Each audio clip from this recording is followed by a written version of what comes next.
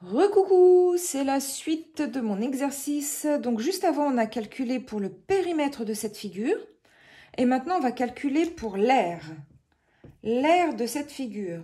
Je te rappelle que l'aire, c'est synonyme de surface, c'est synonyme de superficie. D'accord? Là, au collège, tu te prends pas la tête. Quand ton prof parle d'aire, surface, superficie, par exemple, bon, ça dépend des matières, c'est la même chose. D'accord? Donc, l'aire de cette figure. Donc déjà, on a repéré dans l'exercice juste avant, dans la partie juste avant, que quand il y a un petit trait, ça veut dire que c'est la même mesure. Donc à chaque fois, un petit trait, ça vaut A. Ici, on a A, A, A. Ici, on a A. Ici, on a A. Ici, on a A. OK. Et quand il y a deux petits traits, ça vaut B. Donc là, ça vaut B, B, B et B. OK. Maintenant, il faut savoir calculer l'aire. Alors, à chaque fois, ce que tu peux constater sur cette figure, c'est que tu as des rectangles. Tu vois, je vais le faire comme ça. On a un rectangle, deux rectangles, trois rectangles, quatre rectangles. Ce qu'on va faire, c'est qu'on va calculer l'aire de ces quatre rectangles, et puis après, on va les additionner. On va additionner ces quatre rectangles, les aires de ces quatre rectangles, comme ça, on aura l'aire de toute cette figure. D'accord? Donc, là, je vais dire que c'est le rectangle numéro 1. Là, je vais dire que c'est le 2. Là, je vais dire que c'est le 3. Et là, je vais dire que c'est le 4. C'est pour que tu puisses bien comprendre. Alors, l'aire du numéro 1. Ici, en longueur, on a A. Et en largeur, on a B. Donc, l'aire du 1, ça va être A fois B. Tout simplement, quand on simplifie l'écriture, ça fait juste AB. D'accord? Quand on met juste les deux lettres, on sait que c'est sous-entendu fois. Donc, l'aire du numéro 1, c'est AB. L'aire du 2. L'aire du numéro 2. Alors, ici, on a A. Et ici, on a aussi B. Donc, finalement, c'est A fois B. Pareil. OK. L'aire du numéro 3. Alors, je fais de cette façon, hein. Un autre prof pourrait peut-être faire d'une autre façon, mais bon, ça me paraît le plus simple. L'aire du numéro 3 ici.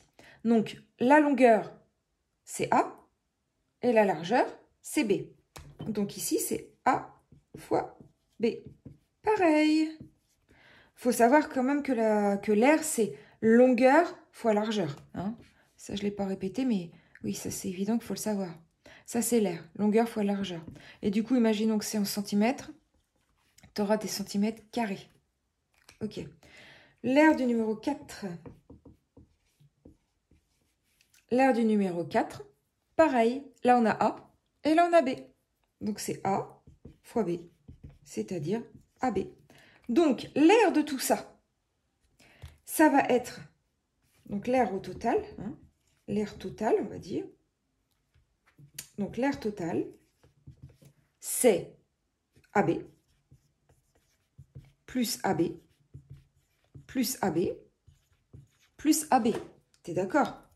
L'aire du numéro 1 plus l'aire du numéro 2 plus l'aire du numéro 3 plus l'aire du numéro 4. Mais ça veut dire aussi, si on simplifie, si on regroupe en mathématiques, on aime bien faire ça, on a une fois AB, deux fois AB, trois fois AB, quatre fois AB. Donc ça nous fait 4 AB. Donc là, si on n'a pas la valeur de A et la valeur de B, là on a fini notre exercice. C'est-à-dire que l'aire de cette figure, c'est 4 AB. 4 fois A fois B.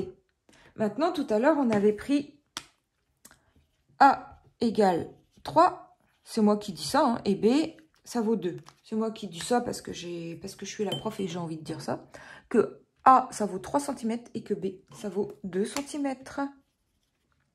Donc, voilà comment c'est dans mon exercice. Donc, comment ça fait? Donc, ici, pour le calculer, on va faire 4 fois 3. 4, voilà. Ça va vite de faire une erreur. 4 fois 3 fois 2. Et donc maintenant, on n'a plus qu'à calculer. 4 fois 3, ça fait 12.